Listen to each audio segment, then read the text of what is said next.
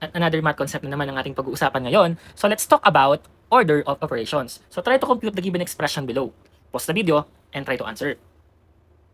Nakuha mo ng tama? At if nakakuha ka ng 7, very good. At if interested ka naman kung paano kunin yung 7, keep watching. So, sa order of operations, it means kapag sabay-sabay na yung mga operations sa isang given problem, is paano ba dapat siya sinosolve?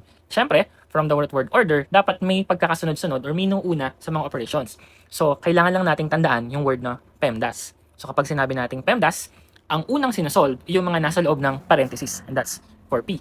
It does not matter kung ano yung operations dun sa loob ng parenthesis, basta sila yung priority. Pangalawa, exponents. So, yung mga naka-raise dun sa given power.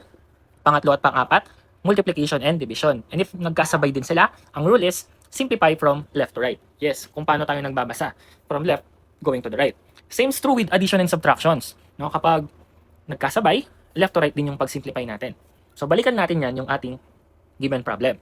So, following the rule of the PEMDAS, since lahat naman ng operations ay present dun sa given sample natin, let's start with P muna for parenthesis.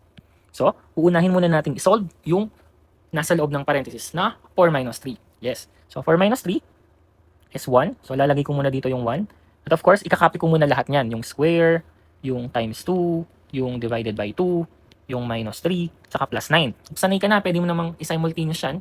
Pero since pinapakita natin yung paano i-follow yung PEMDAS rule, is iisa-isahin ko. Pangalawa is yung E for exponent. Okay? So, meron ba tayong exponent? Yes, yung 1 kasi is naka-raise sa 2. So, since naka-raise sa 2, we multiply by itself.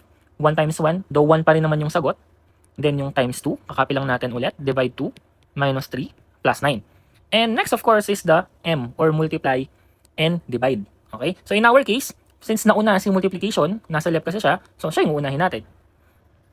So, i-multiply muna natin si 1 times 2. Again, kapag naka-parenthesis na ganyan, multiplication din yan. So, 1 times 2 is 2, divided by 2, minus 3, plus 9.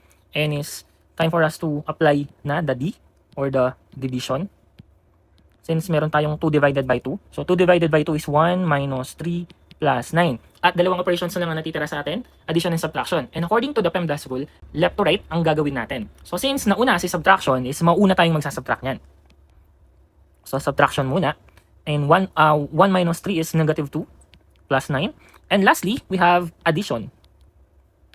Since left to right yung operation natin. So, negative 2 plus 9, and that is how we got positive 7. And if gusto mo pang matuto ng mga math tricks, follow for more.